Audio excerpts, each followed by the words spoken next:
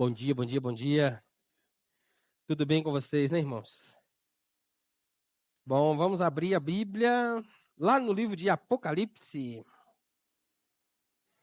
Apocalipse, capítulo 2.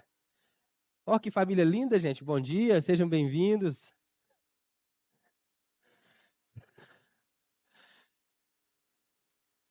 Que bacana. Apocalipse, capítulo 2. Nós vamos ler do versículo 18 até o 29.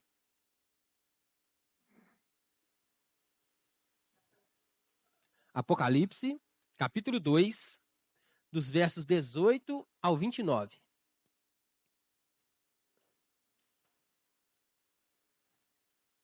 Como os irmãos sabem aí, nós estamos estudando o livro de Apocalipse, né? Vamos levar aí talvez mais de um ano até para terminá-lo. E hoje, a gente dando sequência nesse estudo, a gente vai ler aí então a carta à quarta igreja. São 7 igrejas, 7 cartas, e essa é a carta à igreja de Tiatira, a quarta igreja, então, desse livro de Apocalipse. Leiamos, irmãos, vamos lá. Ao anjo da igreja em Tiatira, escreve: Estas coisas diz o Filho de Deus, que tem os olhos como chama de fogo e os pés semelhante ao bronze polido.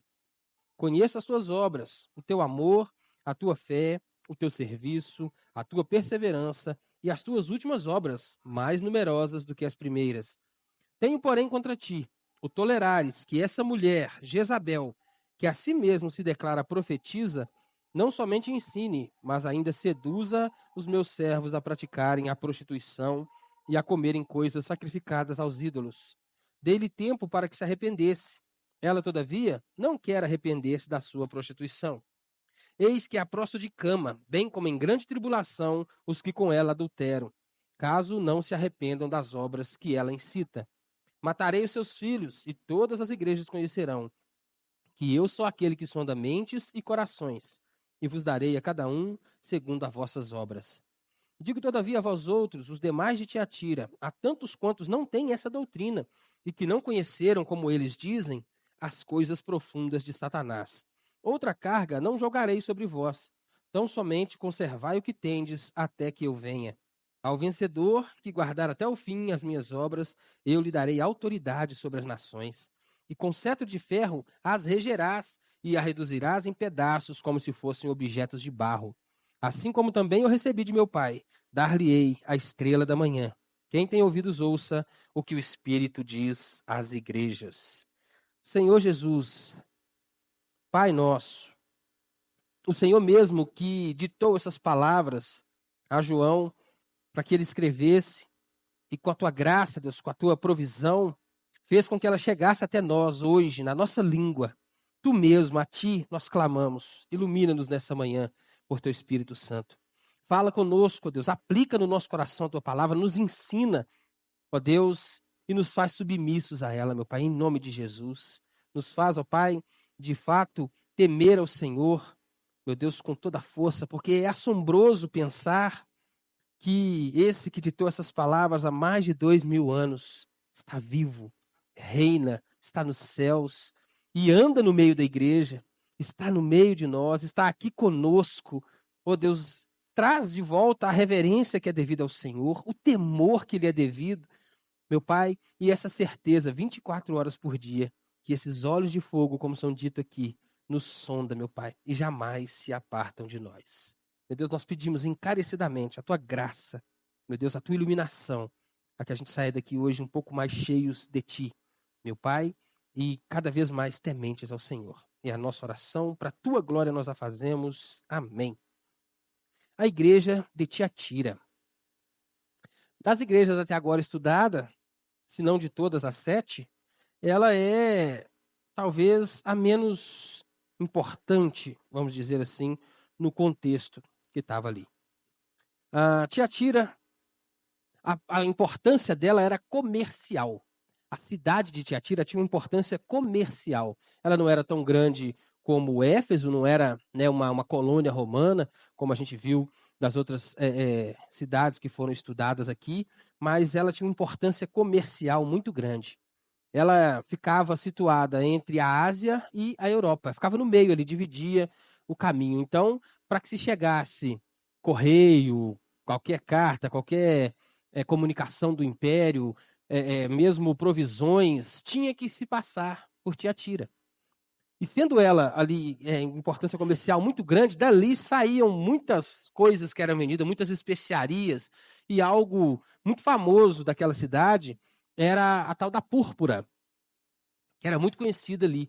Era dali que saía para o mundo. E a púrpura era usadíssima pelo Império Romano, porque até em filmes a gente consegue ver as roupas, né, dos imperadores, dos césares, dos comandantes da guarda, eram todas tingidas de púrpura, ou aquele vermelhão bem forte, ou então uma cor roxa bem forte também, que era a cor púrpura. E ela era tirada de um marisco, muito difícil de ser. Até hoje é difícil de encontrar na região, de pegar esse marisco, ela tirada desse marisco, essa cor vermelha forte. E essa cidade ficava ali então no meio, né, entre Éfeso, Esmirna, Pérgamo, e também fazia a ligação da igreja com a Europa. E que mais? Tinha algo que acontecia naquela cidade que era muito famoso, como é uma cidade comercial, existiam ali naquela cidade grêmios comerciais. Vamos dizer, associações. O povo se associava. Então, aqueles que vendiam lã tinham uma associação, uma espécie ali de uma cooperativa, talvez até de um. Como é que chama? Rapaz, aquele trem que os outros não gostam de pagar aí, ó. Sindicato. Isso, como se fosse um sindicato ali. Era mais ou menos isso. Então, eram grêmios. Tinha de lã, de couro, de linho e de púrpura. A Lídia, aquela que aparece lá em Atos, lembra que ela estava na Europa, mas ela era daqui? Acredita-se que ela era uma representante desse grêmio dos vendedores de púrpura que estava na Europa. E que foi ela lá, após convertida, que fundou essa igreja aqui em Tiatira. Muitos estudiosos acreditam que Lídia foi a primeira convertida e que ela fundou, então, a igreja em Tiatira. E ela fazia parte desse grêmio, dessa. E era algo comum ali, para quem naquele tempo morava em Tiatira, quem estava ali, ou você fazia parte desses grêmios, dessas associações, ou você era considerado ali, como é que eu vou dizer, autônomo, né? Vamos dizer assim. Ou você fazia parte daquele conglomerado, ou você estava no meio deles, ou então você teria muita dificuldade para ser um comerciante ali na cidade. Muita dificuldade. Porque, como grêmios, eles tinham as instituições, pagavam os devidos impostos, aquela coisa toda, e naquele tempo deixar de pagar imposto era pior do que hoje, né? Não tinha jeito de sonegação, não. Era muito sério isso. Então, ou você fazia parte desses grêmios, ou você estava ali introduzido naquele contexto, ou então ficava muito difícil você conseguir se manter comercialmente naquela cidade. Acontece que as práticas nesses grêmios, inclusive as práticas recreativas que eles tinham, a maioria, como a gente sabe, era voltada para adorações, para outros deuses, né? Tudo era comum fazerem banquetes, reuniões de comércio, onde era colocado ali, e carnes sacrificadas a ídolos eram servidas. Alimentos oferecidos àqueles ídolos eram servidos. Cada grêmio era como se eles tivessem ali um patrono. Não tem aí, como é que a gente fala? Quando se fala a respeito dos santos, o padroeiro de Belo Horizonte, padroeiro de Contagem, era como se cada grêmio tivesse ali um deus daquele tempo que fosse o seu padroeiro. Tinha o deus comum ali, né, os maiores que eram adorados por todos, mas cada grêmio desse era como se tivesse um deus próprio. E a gente sempre sabe que era comum nessas reuniões, né, essas carnes sacrificadas, descambar para a questão sexual também. Era muito comum isso, era certeza que isso ia acontecer. E era tão. Acontecia tanta coisa escondida ali, que uma sociedade permissiva como a daquele tempo era tão estranho, era tão diferente coisas que se faziam nessas reuniões, que eram feitas ocultas. Então, para uma sociedade que era permissiva, que aceitava tanta coisa, você fazia um trem ainda escondido dela, é porque eram coisas mais sérias, mais graves que eram realizadas ali, nesses grêmios. E o cristão estava ali, naquele tempo, convertido, precisando vender, comerciante também, e estava inserido nesse contexto de participa do Grêmio, não participa, como carne sacrificada a ídolo, não como. O que eu faço? Eu sirvo a Cristo ou eu vou servir né, ao meu interesse próprio, eu vou deixar de ganhar dinheiro, eu vou morrer de fome, como é que fica isso? Não obstante essa dificuldade de ter que fazer essa escolha, aí a gente vê como é que Satanás é sagaz, né? O bicho é inteligente mesmo e tem milênios de prática aí. No meio de tudo isso, nessa dificuldade toda, ele levanta então uma profetisa, uma falsa profetisa, que o texto chama aqui de Jezabel. E Jezabel a gente sabe, né, da história lá de Acabe. Quem era Jezabel? Uma mulher difícil, de gênio complicado, mas que levou uma nação inteira ao pecado da idolatria. Matou os profetas do Senhor, muitos deles, não matou todos, porque Deus conservou para si ali os 7.000, né, que não dobraram os joelhos. Mas ela, além de matar os profetas de Deus, ela própria, da mesa dela, ela alimentava os 450 profetas de Baal. Levou o rei Acabe à prostituição, levou uma nação inteira à prostituição, a adorar falsos deuses, a sacrificar a falsos deuses. E é isso que essa Jezabel estava fazendo aqui, no meio da igreja de Deus, no meio da igreja de Tiatira. Não obstante, a dificuldade do cristão, vou ou não vou, vou para lá, vou para cá, aí o diabo introduz ali no meio da igreja uma Jezabel. Imagina só, na cabeça da pessoa já era difícil, né? Eu fico aqui, eu fico ali, ainda mando uma Jezabel para ensinar coisas falsas. Para quê? Para desvirtuar essa igreja. Para poder assim, então, acabar com a igreja. E a gente vê aqui em Tiatira, os primeiros dois versículos que a gente leu, versículo 18, versículo 19 e 20, versículo 19, né? Como é que Jesus descreve essa igreja? A igreja está nesse contexto de dificuldade, de vai para lá ou vem para cá, se aceita ou não a ideia de participar dos grêmios, dessa coisa toda. Tem ali a tal da Jezabel, enfiada ali no meio, querendo acabar com a igreja, dando ensinos falsos à igreja. E o Senhor Jesus dá uma descrição dessa igreja. Olha como é que Jesus vê a igreja em Tiatira. Conheça as tuas obras, o teu amor, a tua fé, o teu serviço, a tua perseverança, as tuas últimas obras mais numerosas do que a primeira. Era uma igreja vibrante, uma igreja aparentemente saudável, uma igreja forte. Ela tinha o amor que faltava à igreja de Éfeso, e amor aqui, a palavra é ágape, é o amor verdadeiro, é o amor cristão de verdade, é o amor que Cristo espera que a sua igreja tenha. Jesus disse: eu conheço as tuas obras, conheço o teu amor. A primeira coisa que ele fala é que ele conhece o amor daquela igreja, o amor que a igreja tinha uns pelos outros, de como aquela igreja impactava aquele lugar, aquela sociedade, como é que eles faziam as coisas. Não faziam por mera obrigação, faziam porque amavam, amavam uns aos outros e, é claro, amava a obra de Deus. Conheço a tua fé, a confiança que a igreja tinha, a certeza que a igreja tinha, né? A esperança, onde é que estava depositada a esperança dessa igreja, né? O teu serviço. Era uma igreja que trabalhava, uma igreja que fazia diferença, diferente de nós hoje. Eu tenho falado com muita frequência que a igreja hoje parece não fazer mais diferença na sociedade. A gente olha para a nossa sociedade, a gente olha para o nosso entorno e parece que a igreja hoje não faz diferença nenhuma mais. A gente já não impacta mais a sociedade que a gente está nela. Ser crente hoje ou não, talvez ser crente hoje virou, sei lá, status, alguma coisa para colocar no Facebook, no Twitter, sei lá onde é que é. Virou crente é isso hoje. A pessoa vai num cultinho bacaninha, tira uma selfie. Ó, pastor fulano de tal tá aqui. Ah, é banda tal. Ah, não sei o quê. E tá lá. E eu sou crente. Diversão. As pessoas vêm à igreja num domingo como mais um compromisso. Eu já tenho o meu compromisso. Eu trabalho de segunda a sexta, eu atendo meus clientes, eu faço isso, eu faço aquilo. E agora eu tenho um compromisso religioso, que é ir à igreja. A igreja virou mais alguma coisa na nossa agenda. Virou mais um trem para a gente fazer.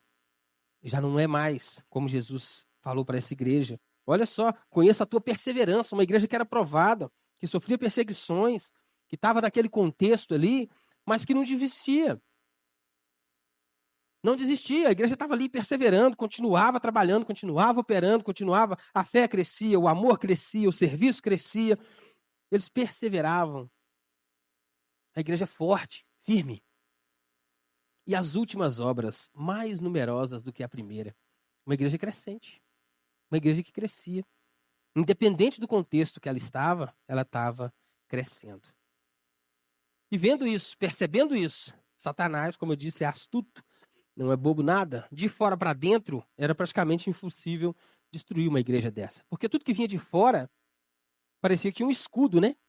A igreja estava preparada para aquilo. Mas o que a igreja não estava, e a gente percebe que até hoje não está, é porque vem de dentro.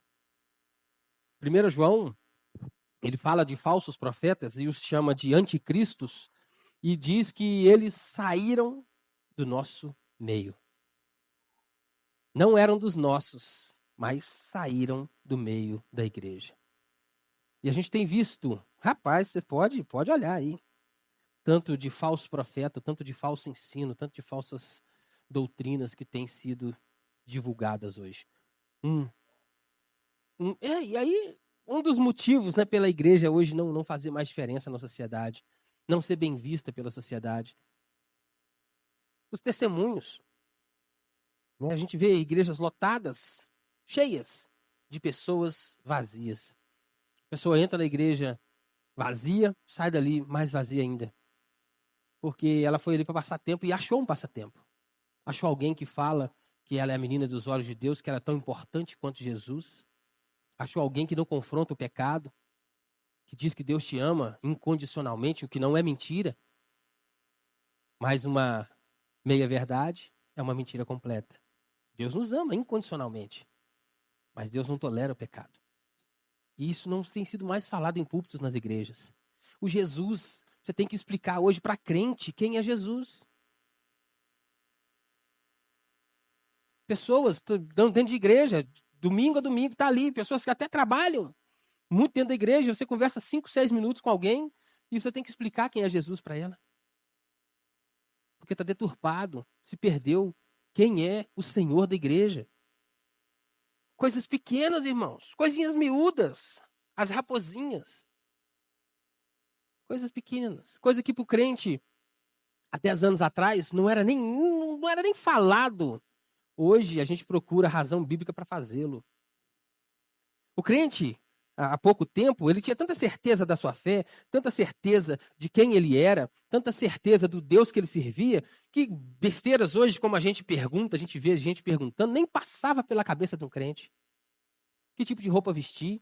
Eu posso tomar uma cervejinha? Não posso? Eu posso fazer tatuagem? Não posso? Que tipo de corte de cabelo eu faço? Que tipo de treino? Essas miudezas, essas coisas pequenas, isso nem era discutido pelos cristãos, porque a pessoa tinha certeza de quem ele era, do que Deus esperava dele. Crente tinha jeito de crente, vestia como crente, falava como crente, andava como crente, tratava como crente, negociava como crente.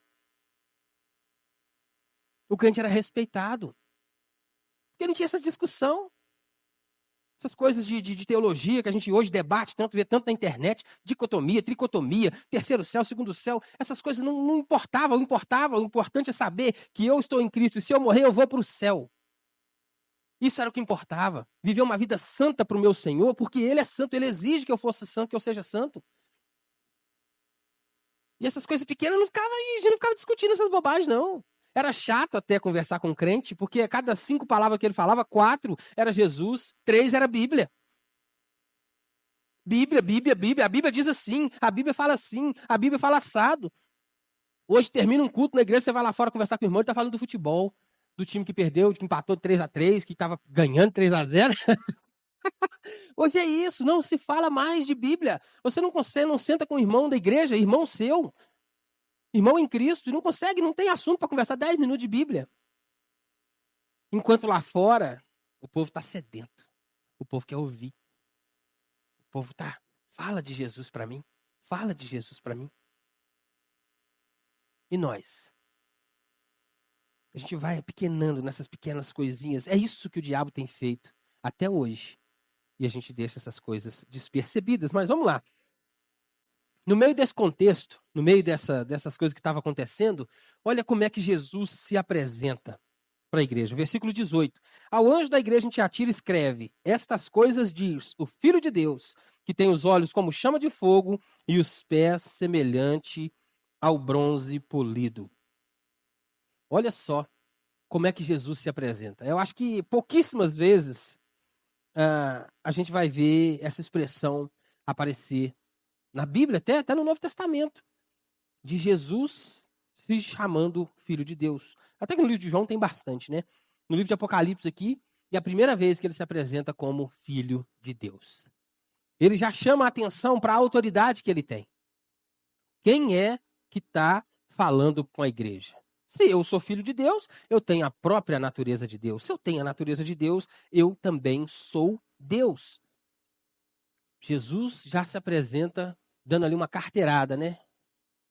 Quem está falando com vocês? Quem está mandando que essas coisas sejam escritas é o Filho de Deus.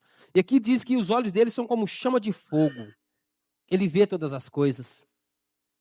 O olho de quem está sondando a igreja, de quem percebe quem a igreja é. Tanto que no versículo 19, vê se não é um olho de alguém que está próximo da igreja. Ele conhece as obras, o amor, o serviço, a fé, a perseverança.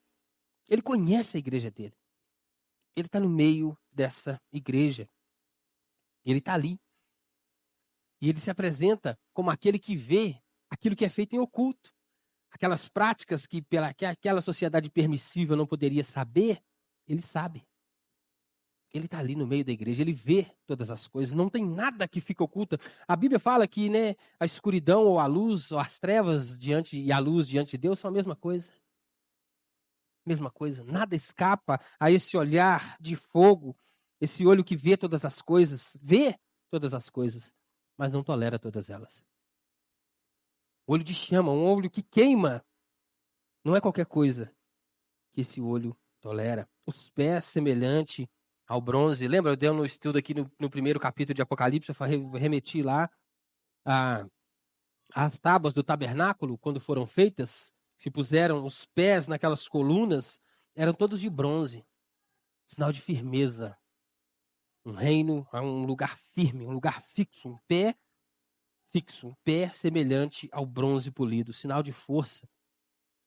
Mas que também, né, aquele que é firme, aquele que está seguro, mas aquele que tem poder para esmagar também a cabeça da serpente. Esse é o Filho de Deus que se apresenta. Ele também apresenta, né, como aquele que distingue o que acontece dentro da igreja. E aqui é interessante a gente parar e prestar atenção no versículo 20.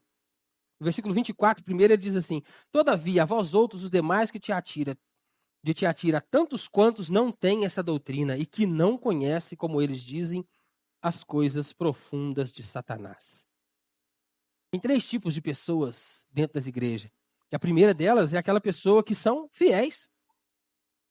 Versículo 24 fala dessas pessoas. Daqueles que não se dobraram, daqueles que não se deixaram enredar pelos falsos ensinos, daqueles que não foram praticar aquilo que era ensinado. Versículo 20 vai falar daqueles que toleram. Tenho, porém, contra ti os que tolerais essa mulher, Jezabel, que a si mesmo se declara profetisa. Eles toleram não só a presença dela, mas também os ensinos. Olha o que diz o versículo 20. Tenho, porém, contra ti o tolerares que essa mulher Jezabel, que a si mesma se declara profetisa, não somente ensine, mas ainda seduza os meus servos a praticarem a prostituição e a comerem coisas sacrificadas a ídolos. Eles não só toleram a presença da Jezabel, mas também o ensino dela. E por fim, tem aquelas pessoas que vivem na prática, não é, do pecado mesmo, que estão dentro da igreja, têm aparência de santos, casca, né, sepulcros caiados, como diz o próprio Cristo, que está ali no meio da pessoa, aqui ó, versículo 22, eis que apróximo de cama, bem como em grande tribulação, os que com ela adulteram, caso não se arrependam das obras que ela incita. Toleravam Jezabel dentro da igreja, aceitavam o ensino dela e muitos se corrompiam. Muitos acabavam cedendo àquelas práticas, caindo naquelas práticas. Não é verdade? Também ele é aquele que conhece e que elogia as práticas da igreja. Ele está no meio dela. Apocalipse capítulo 1, 16, né, fala que ele é aquele que está no meio dos candeeiros. E no capítulo 2, no versículo 1, ele diz que ele anda no meio desses candeeiros. Ele não está só parado ali como um chefe, né, olhando o que o povo está fazendo, ele está andando no meio da igreja. Ele conhece a igreja dele. Então, esse é o Cristo, aquele que está vendo a sua igreja. Mas, meus irmãos, e aí a gente vê, no meio de tudo isso, a igreja está ali, está crescendo, era uma igreja aparentemente forte.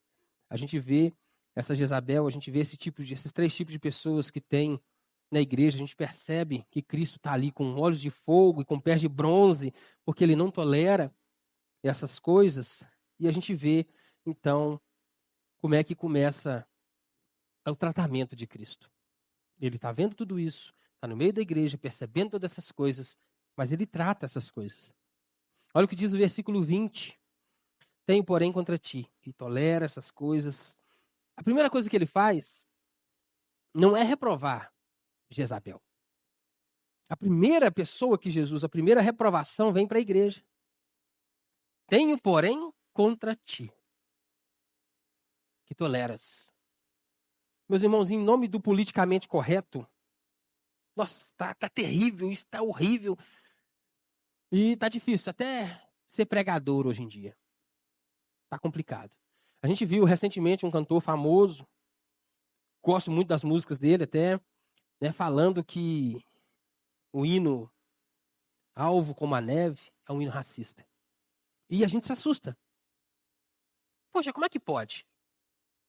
O cara que viveu tantos anos pro Senhor e tal, agora tá lá naquele ecumenismo todo e cantou até com Caetano Veloso, aquelas coisas todas, aquele trem ali, e a gente se assusta com isso. E aí rebate. Fala de púlpito, reclama, faz chacota até. Mas aí no meio da nossa igreja, no meio da nossa denominação, eu não vou citar nomes, mas recentemente tivemos numa reunião aí, e alguém que é professor, inclusive, chamando a atenção de alguém que era candidato ao Sagrado Ministério, porque falou de tempos negros no púlpito. Diz que não poderia falar isso. Tem que tomar cuidado, por causa do público. Você não sabe quem é que está te ouvindo. Vocês entendem o perigo disso? Entendem o risco que a igreja está correndo? Criticou, falou, riu do outro lá. Mas está aqui dentro. E não acha que é besteira, não. Porque você acha que a igreja americana, a igreja presbiteriana norte-americana caiu como? Como é que foi? A igreja da Europa. Você acha que foi da dia para a noite, alguém chegou e destruiu? Não. Foi da mesma forma. Uma palavra que você não pode usar aqui, um termo que você não pode usar ali. Isso vai ofender fulano, isso vai ofender ciclano. Rapaz, o evangelho é ofensivo, o evangelho confronta, o evangelho trata, o evangelho transforma, porque é assim que ele é.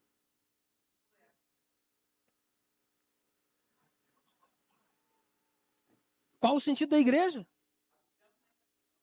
Eu não estou falando, né, para ninguém subir no púlpito e tratar com racismo, não é isso. Mas a Bíblia fala de tempos negros, fala de luz, fala de trevas. Aí eu não vou falar isso aí no púlpito porque o cara vai se ofender? Misericórdia, irmãos. Jesus não estava preocupado com quem ele ofendia no tempo dele, não. É esse o tipo de igreja que a gente quer para os nossos filhos? É sério isso? Coisinhas pequenininhas. Mas Walter é só... o jeito do cara vestir, a gente critica muitas vezes, né? Eu amo o pastor Rony, a Carol sabe disso, gosto demais dele. A gente fala mal das roupas dele, do jeito de vestir, brinca com ele, faz chacota dele e tal. Mas, rapaz, faz diferença, poxa vida. Faz diferença. A gente vê pastores, né, que são líderes de jovens em grandes igrejas. O cara sobe no púlpito e está vestido igual um menino de 16 anos. Fala igual um de 18. E está ensinando o meu e o seu filho. A gente vindo para a igreja agora, eu critico isso, já até falei com os jovens da igreja. Tá lá um monte de gente, 25, 26 anos, homem casado, que deveria, para mim, na minha opinião, tá, gente? Na minha opinião, devia estar aqui.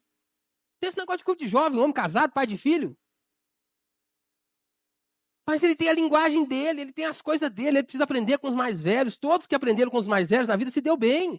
Olha, a Bíblia é isso, o exemplo da Bíblia é isso. Aprende com seus pais, aprende com a sua mãe, você é mais velho, ensina o seu filho. E a gente está dividindo em classe daqui e dali, porque tem 25, o cara de 35 anos de idade no culto de jovem, peraí. Pelo amor de Deus, o pastor tá lá, é jovem também.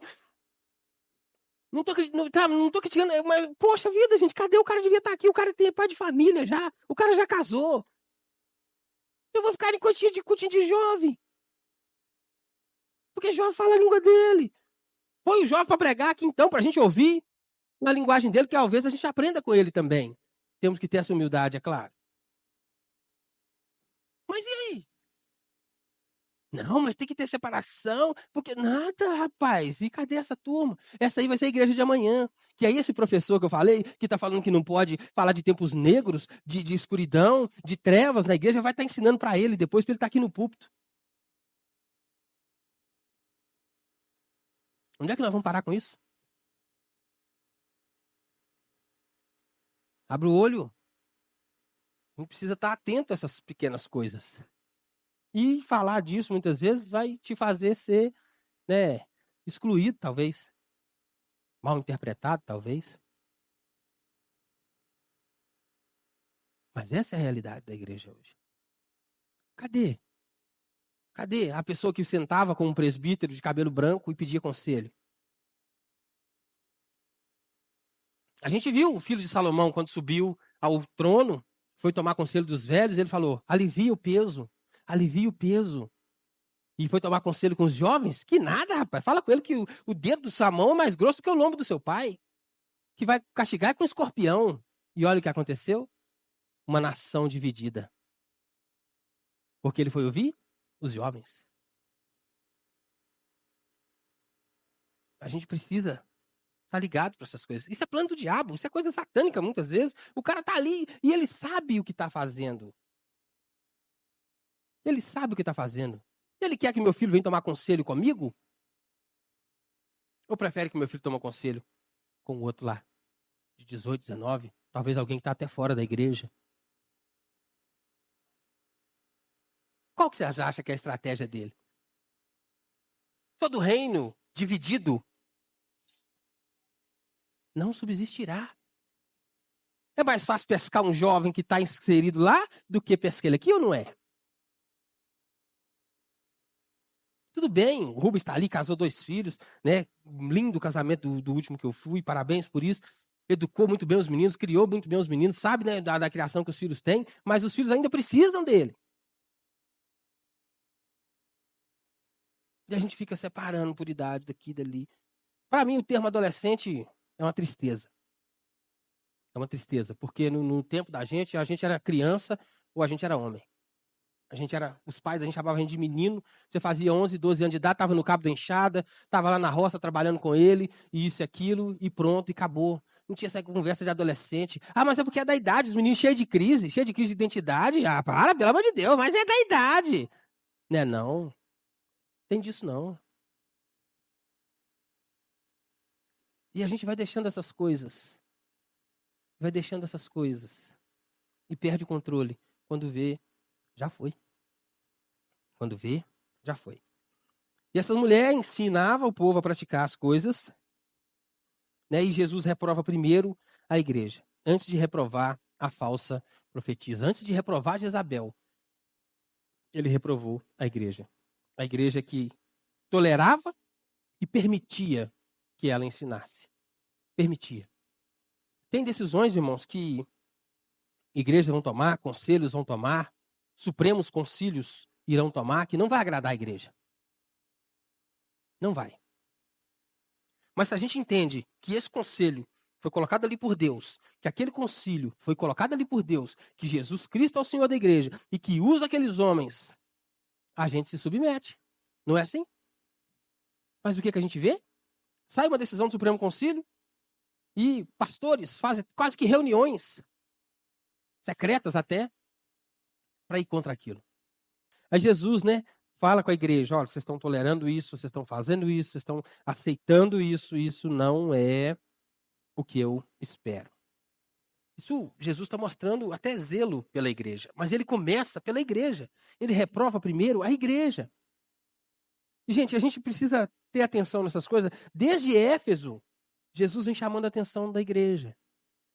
Abandonou o primeiro amor. O que vocês estão fazendo? Lá dos nicolaítas, lá, aquele povo que estava enfiando falsas doutrinas no meio da igreja. No meio da igreja. E a igreja, por causa eu digo isso nos nossos dias, por causa do politicamente correto, hoje a gente não debate mais nada. A gente vê um irmão em Cristo, até na própria igreja, talvez na porta da igreja, conversando ali, o cara fala uma heresia, fala um trem, e você fica sem jeito de falar com ele. Por quê? E você é a igreja. Nós somos a igreja. Nós temos responsabilidade com o ensino da Bíblia. Não é só a liderança, não é só o pastor. Afinal de contas, não acreditamos no sacerdócio universal dos crentes, não somos todos sacerdotes, todos temos responsabilidade, irmãos. Ações, atitudes, palavras, reações, tudo mostra quem é Jesus na sua vida. No seu trabalho, na sua rua, na escola, numa reunião de adolescentes, de jovens, igual o Breno deu uma lá semana passada. Fiquei triste demais, chamei a atenção dele e já falei para que ele trate com quem devidamente, né, para a pessoa que sofreu ali o dano, porque foi em público e eu falei com ele, em público você vai se desculpar. Tá ali, meio apreensivo, meio choroso. Mas a gente precisa ensinar para ele que o erro que ele cometeu tem consequência e que aquilo feriu outra pessoa. A pessoa que abriu as portas da casa para ele. Isso é muito sério. É muito sério. O que ele fez foi seríssimo, foi gravíssimo. E perdeu um tanto de coisa esse ano. Infelizmente, esse ano deu ruim para ele. Porque a gente precisa ensinar os meninos. E quando acontece, a gente fala de púlpito aqui, né, de famílias, dos outros. Quando acontece na casa da gente, parece que a gente quer esconder, por debaixo dos tapetes. Né? Mas não é assim que se trata. Em público ele fez, em público ele vai ter que se retratar. Eu preciso, em nome de Jesus, deixar 2 homens formados para a sociedade, homens de caráter. Gente que não tem vergonha de pedir perdão quando erra. Gente que não tem vergonha de baixar a cabeça e dizer, me perdoa, irmão. Eu errei, falhei com você. Isso é ser homem. Né? Homem não é aquele baixão que sai por aí, não, que eu sou homem. Não, homem chora, homem pede desculpa, homem perdoa, homem erra. Então a gente precisa dessas coisas. E Deus tratando com a igreja. Vamos lá, igreja, tá errado isso aí. Mas depois ele repreende Jezabel. E o problema dessa Jezabel, irmãos, é o ensino que ela estava dando. Que tipo de ensino era esse? Que coisas que ela estava falando. Olha lá o verso 24, olha que coisa. Digo todavia a vós outros, os demais de Tiatira, a tantos quantos não têm essa doutrina e que não conhecem, como eles dizem, as coisas profundas de Satanás. O que Jezabel ensinava? Que era necessário conhecer as coisas profundas de Satanás para que você as recusasse. Lembra, Ana, do que você falou aí de pessoas incentivando sexo com casais dentro da igreja antes do casamento? Para que pudesse, né? O que Jezabel ensinava é o seguinte: como é que você vai rejeitar a prostituição se você não experimentar a prostituição? O que ela estava ensinando era isso. Você tem que provar do pecado, você tem que ir lá, provar, experimentar, que aí você vai resistir. Que aí você vai abandonar. Que aí você vai falar se quer ou não quer. Enquanto o ensino da Bíblia é totalmente o contrário. Mas esses pastores são a Jezabel desse texto aqui. Eles são essa Jezabel. Eles não têm que ser ouvidos. Eles têm que ser, pela igreja, e isso aqui é o papel da igreja, excluídos.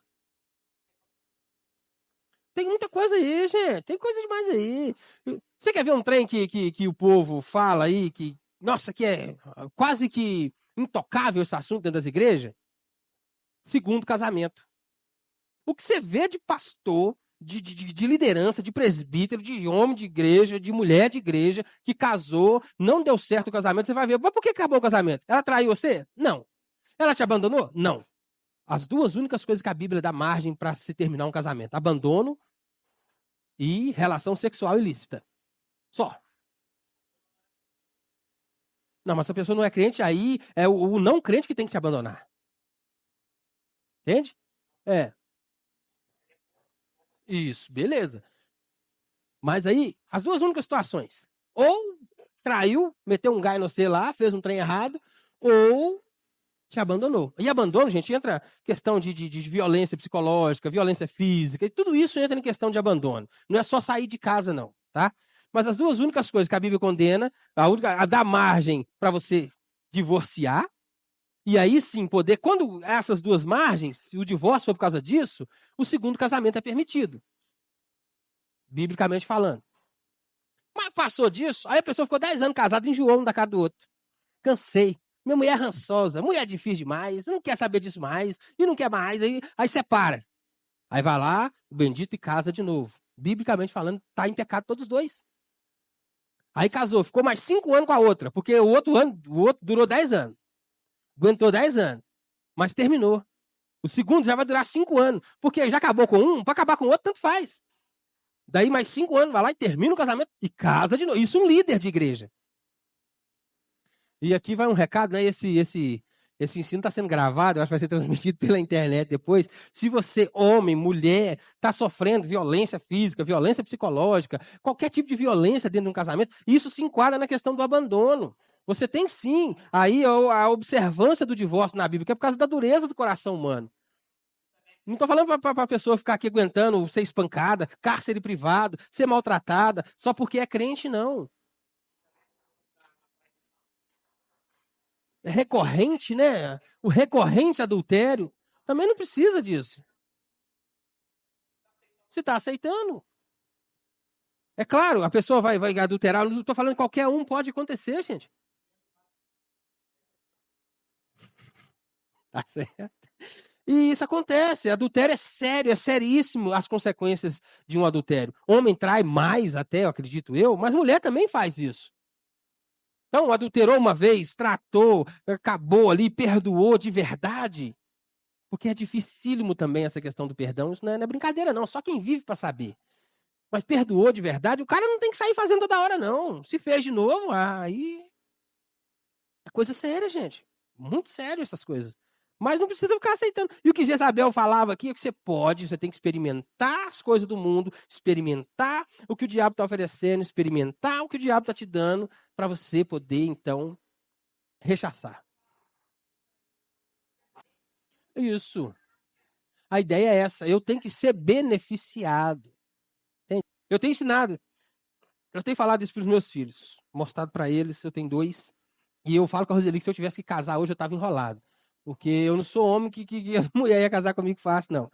Mas eu tenho ensinado os meninos, eu falo, gente, casamento é sério. É uma escolha que é para o resto da vida. A gente é crente, a gente acredita em Deus, no Espírito Santo. A gente ora, pede uma esposa correta para ele. Pede para ele, vai em oração, clama a Deus, né? Mas faz direito a coisa. Não sai atropelando etapa, não.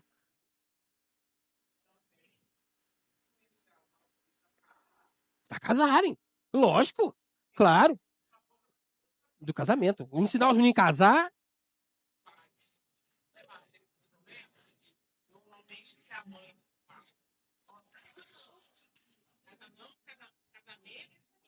Quer ver mãe de menina?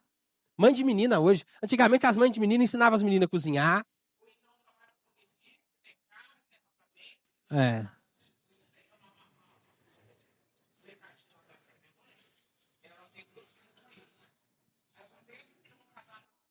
Tô esperando o homem certo.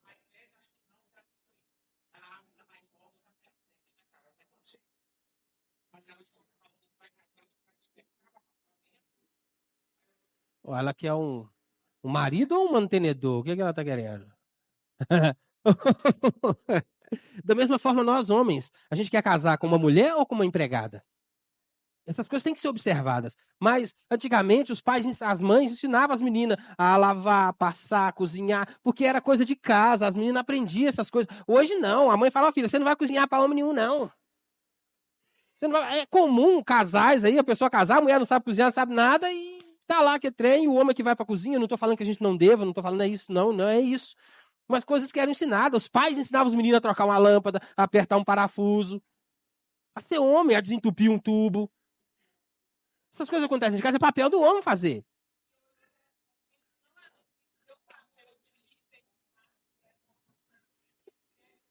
Tem um outro caso aí, gente, muito sério. O que está acontecendo? Eu falo isso, gente. Quando a mulher é um abacaxi, quando o homem é um banana, a mulher tende a virar um abacaxi. E eu aprendi isso com o Cláudio Duarte. A mulher tá lá. O cara tem o papel dele como homem de casa. Ele tem o papel dele. E a mulher vai falando com ele, ô fulano, faz. Ô ciclano, faz. Ô Beltrano, faz. Ô Beltrano, faz. Até que chega um ponto que ele não faz. Ela vai lá e pega e faz. Aí fez a primeira vez. Aí fez a segunda vez. Por causa do comodismo, a mulher acaba tomando conta da casa. Não é o papel dela. É um peso, é um fardo que a mulher não foi feita para carregar. Não é para isso. Não é para isso. O homem é o cabeça mesmo. E tem que ser, gente. Tem coisas que é o homem que vai resolver mesmo. E tem hora que não tem jeito. E precisa ser essa ideia de submissão. Não é ser inferior. Não é isso. Mas o homem tem que assumir o papel dele. Aí, por causa que o homem não faz, a mulher vai lá e faz. Aí, isso está virando desculpa, inclusive, de liderança de igreja presbiteriana, querendo pôr mulher na liderança, porque os homens não fazem. Então, ensina a fazer, meu jovem. Isso a gente aprende com Débora.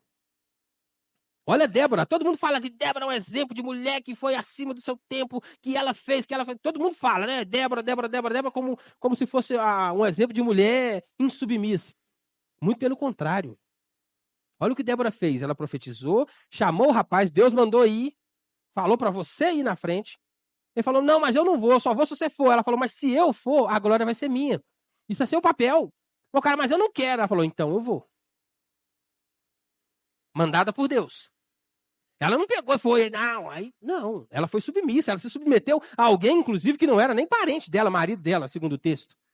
Se submeteu à liderança que Deus colocou na vida dela. Mas como o candango não fez, mas não quer dizer, aquilo é uma exceção, aquilo não é regra. E o povo hoje quer tomar por regra. Aí tem esse monte de homem, banana, não sabe fazer nada, não pode. Gente, infelizmente, eu já entrei em casa de pessoas para trocar um chuveiro. E hoje eu não entro para trocar chuveiro na casa de alguém por menos de R$ 150 de jeito nenhum. Quem não quer, quem sabe, faz. Quem não sabe, paga. E você entrar na casa de pessoas, casais, e falar, poxa, mas um chuveiro, a mulher vira na frente do marido e fala, mas meu marido é um banana. Não faz nada. Um chuveiro, cara, uma tomada, um botijão de gás, você tem que ver o que está acontecendo. Os valores invertidos. Papel de homem precisa ser homem. Mulher precisa sentir segurança, saber que vai chegar em casa, tem um caba macho ali, o que deve é. Tem que ser homem, tem que passar essa segurança. A mulher tem que saber que tem um homem do lado dela, disposto a dar a vida por ela, como Cristo diz. Amar a sua esposa como Cristo amou a igreja. Aquele cara que dá a cara a tapa mesmo, aquele cara que vai lá, o cara distratou o vizinho, falou mal do seu filho, é a mulher que vai lá conversar com ele? Não, é você. É seu papel. Ah, mas eu não vou porque eu tenho medo de ser explosivo. Você não tem o Espírito Santo, você não tem domínio próprio? Ora antes. Né, amor?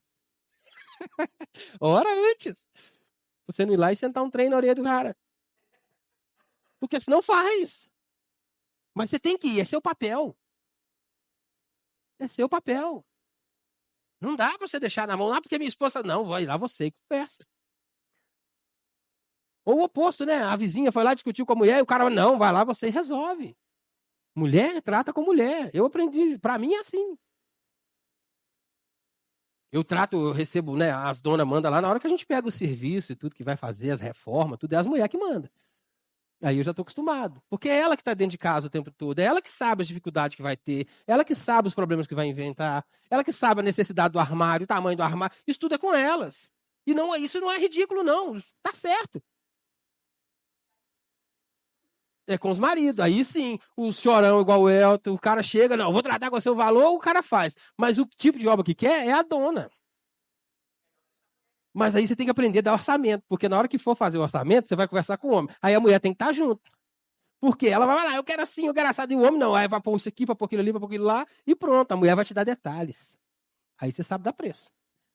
Porque senão você toma prejuízo. E muito. E muito. Sabe, mas essas coisas, gente, papel de cada um.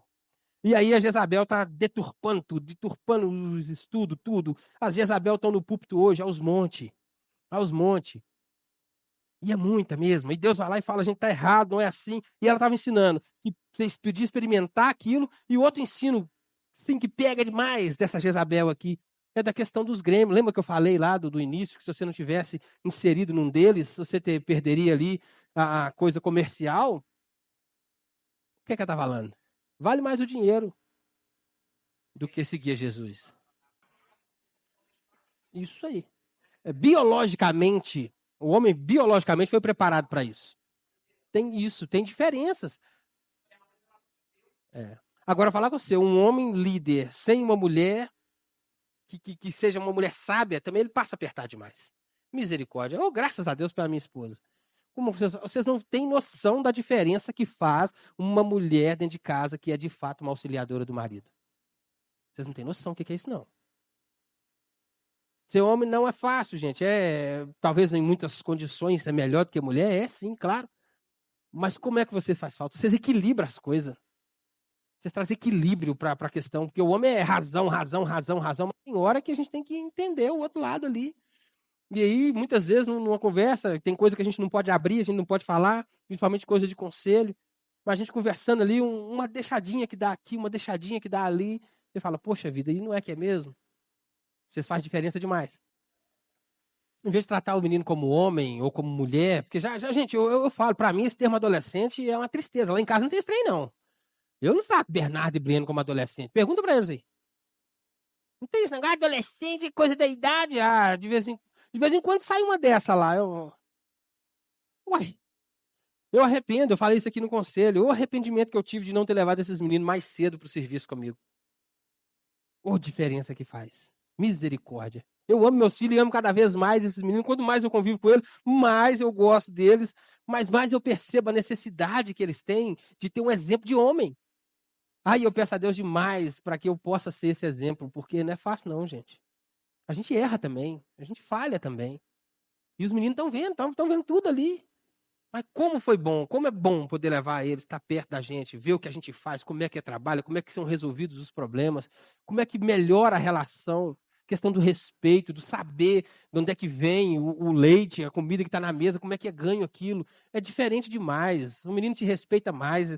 Não, foi muito bom ter levado esses meninos para trabalhar comigo. Glória a Deus pelos meus filhos, amo minha família, glória a Deus pela minha esposa. E misericórdia, Senhor, para que a gente continue nessa caminhada aí. Ô, irmãos, o estudo não vai terminar, já é 10h30 da manhã. Tem mais da metade ainda para frente para falar. Vocês veem como é que é sério. Como é que essas coisas estão dentro da igreja, estão enfiadas dentro da igreja, a gente não está nem vendo, muitas vezes nem vendo. Ou vê e não percebe. Gente, você é crente, você precisa se posicionar, pelo amor de Deus.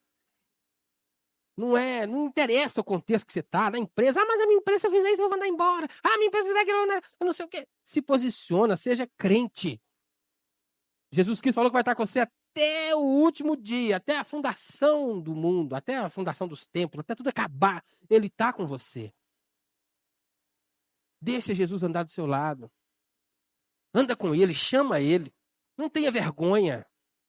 Porque o mundo está clamando. Essa pessoa que está ali do seu lado, falando um monte de asneira, ela está clamando pelo amor de Deus. É igual uma criança quando é bagunceiro demais, quando está aprontando demais, ele está clamando por disciplina. E a gente precisa, o povo precisa saber que ainda tem um povo sério de Deus nessa terra. A igreja precisa voltar a fazer sentido. Nós precisamos voltar a fazer sentido no nosso trabalho. Nosso testemunho é importantíssimo, gente. Eu fui ontem, depois de quantos anos mais? 5, 6, 7 anos sem cometer erros no meu trabalho. Eu sou da construção civil. Fui ontem resolver um problema de um banheiro. Fiz lá o ralo, o box, tudo bonitinho. E 2 milímetros de lâmina d'água que ficou nesse banheiro. 2 milímetros de lâmina d'água ficou assim, ó. Mais da altura do rejunte da parte de baixo. E aí o dono do serviço questionou. Isso aqui é um erro grave e tal. Eu falei, irmão, não é tão grave assim não, mas você pagou e, né, merece ter aquilo que você esperava receber. Aí fui lá ontem, por causa de 2 milímetros de lâmina d'água, correndo um risco danado, porcelanato, trem caro, para arrancar o que estava embaixo. Tive que ir lá ontem, perdi meio dia de serviço para tirar as peças todas, recolocar as peças para colocar a caída para não parar a água naquele serviço ali. E cheguei lá, a dona, né, mais séria, o maridão mais tranquilo. E foi muito bom o que eu ouvi. Ele falou, Walter, liguei para você por causa do negócio da água, porque a dona reclamou, mas eu tinha certeza que você viria resolver. Eu tinha certeza que você viria. Porque o tempo que você trabalhou aqui, né, de tudo que a gente conversou, de tudo que a gente falou, a gente pôde ver que você tem alguma coisa diferente. E isso é importante demais, gente. Isso é importante demais. Eu falo de Jesus, onde é que eu tô? Eu tô lá, o telefone tá ligado, tô ouvindo Hernandes Dias Lopes pregar, eu tô ouvindo texto bíblico, eu tô ouvindo músicas evangélicas, e na hora do testemunho, eu podia ter falado, o risco é muito maior do que o benefício. Porque tinha risco muito grande de estragar muita coisa que já estava feita. Mas eu orei muito, pedi Deus graça, e a gente precisa de pequenas coisas, são pequenos detalhes.